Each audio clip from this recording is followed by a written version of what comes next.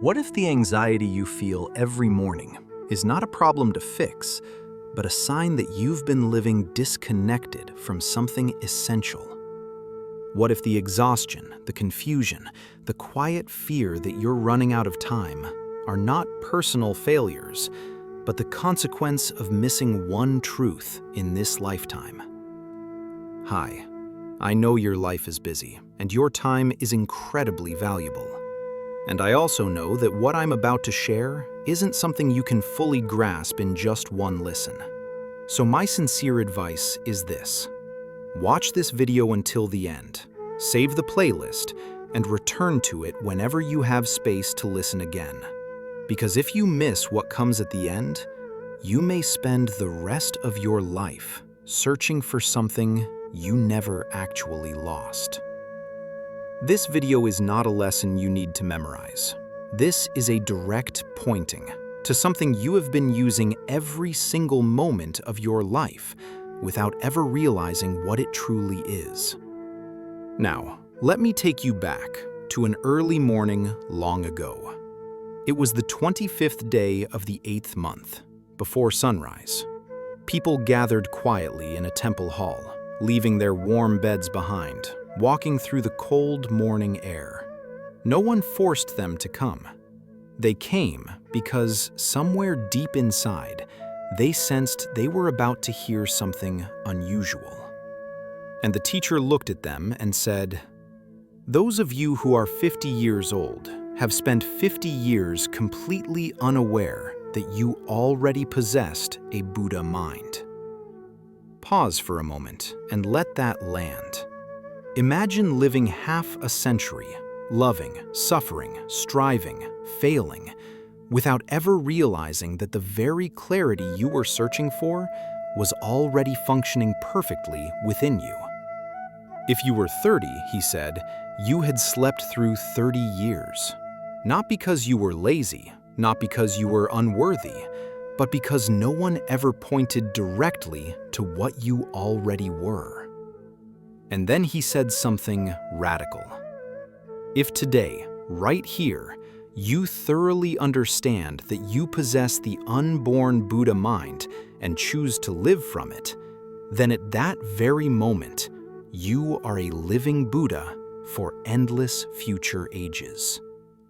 No rituals, no waiting, no improvement project, just recognition. Awakening is not something you earn. It is something you stop overlooking. And what comes next is where most people lose it. The teacher didn't soften his words. He said, "If you grasp this Buddha mind here today, then return home and let yourself be disturbed by something trivial. A word, a sound, a small insult. That single moment of anger turns the Buddha mind into the realm of fighting spirits or hungry ghosts. Not because anger is bad, but because grasping at disturbance means abandoning the unborn clarity." Think about your own life. How often do you feel calm until one comment, one message, one memory appears? Nothing actually touches you, yet your inner world collapses. The unborn mind itself never changed, but you stepped away from it. This is why spiritual insight without embodiment is dangerous. Understanding once and then returning to unconscious reactivity is worse than never hearing the teaching at all. It is not enough to glimpse clarity. You must remain where clarity already is. And now comes a question that reveals everything.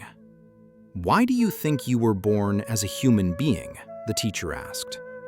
Not to work, not to suffer, not to endlessly fix yourself. You were given this mind and body for one reason only: to realize Buddhahood in this very life. He spoke from experience. As a child, he set his heart on awakening. He struggled, he practiced, he searched, and eventually, he realized something shocking. He had never been lacking anything. But then he warned them, if you do not awaken in this human life, you will fall into states where understanding is impossible. He used a simple image.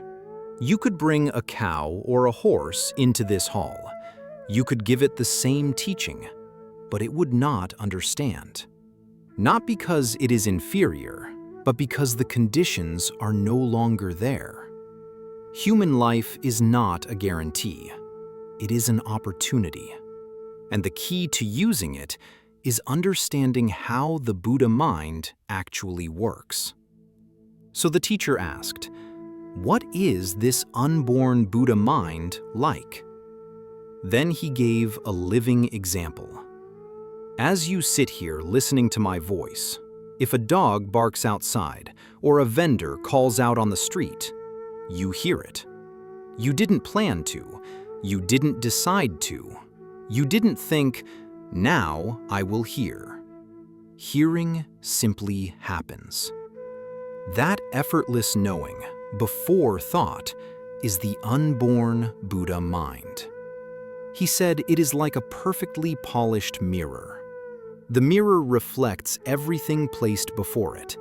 It does not choose. It does not judge. It does not hold on. When the object leaves, the reflection leaves. The mirror remains unchanged. Your true mind works exactly like this. Thoughts appear, sounds appear, feelings appear, but the knowing itself is untouched. Peace does not come from controlling reflections. It comes from remaining as the mirror. And if you truly understand this once, you do not need to understand it again. The teacher then told a simple story. Imagine you are traveling from Edo to Kyoto. You do not know the way. You ask someone who does. If you listen carefully and follow the directions exactly, you will arrive without difficulty. But if you hear the instructions and then ignore them, you will certainly get lost. This teaching is the same. If you listen deeply and recognize the unborn mind now, you are already living as a Buddha. Nothing else is required. But if you return to habitual thinking, endless judging, clinging, resisting, you wander again. The path is not long. It is only ignored. And now, the teacher turns to those who doubt the most. He addressed the women directly. There are those who say women cannot become Buddhas. This is completely false. Men and women differ in appearance, but not in Buddha mind. When a bell rings, do women hear it differently than men? Of course not. Before the thought man or woman arises, there is only hearing. That place is the unborn. He then told a story. A woman once came to him, childless, sick with worry. She had been told that without children, she could never attain Buddhahood. The belief consumed her. She wasted away physically. The teacher asked her, "Do Zen masters have children?" "No," she said. "Have they fallen into hell?" "No." "Then how could your mind be different from theirs?" He reminded her of women throughout history who had awakened fully. And in that moment, her doubt collapsed. Her health returned. Her spirit revived. Not through medicine, but through truth. The greatest suffering is believing a lie about yourself. And before we part, before you return to your ordinary life, there is one more thing you must understand clearly. Something most people never hear. Even those you call wicked have never been deprived of the Buddha mind.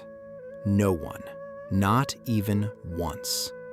There is no human being, no matter how angry, how regretful, how lost, who does not possess this unborn clarity.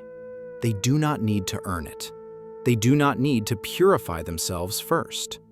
All they need to do is turn their minds back. Let me show you what this means. Imagine two men walking toward the city of Takamatsu.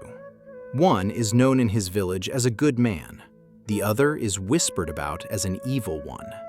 But as they walk together, neither of them is thinking, I am good or I am evil. They are simply walking. They talk about ordinary things, the weather, the road, the distance ahead. As they walk, something appears on the path. Both men see it. They did not intend to see. They did not decide to look. Seeing happens. A horse approaches from the opposite direction. Without discussion, without moral reflection, both men step aside. Not because one is virtuous and the other suddenly imitates virtue, but because the body moves before thought arises. A ditch appears in the road. Both men jump over it. A stream blocks the path. Both men cross it. You might imagine that the good man acts naturally, while the evil man must pause and deliberate.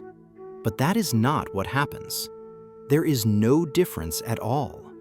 The eyes see, the legs move, the body responds, effortlessly. This is the unborn Buddha mind in action, even in the one you call evil. Good and evil belong to thought. They arise after the fact. Before thought, before judgment, before identity, there is only functioning clarity. Seeing sees. Hearing hears. The body avoids danger. This functioning does not belong to virtue. It does not belong to sin. It belongs to the unborn.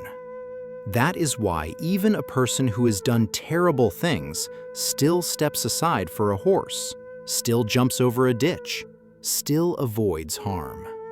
The Buddha mind has never left them. It has only been ignored. Now listen carefully. Until this moment, the basic inclination of your mind has been habit, regret, desire, resentment, anger. Again and again, you have allowed passing thoughts to pull you out of the unborn clarity.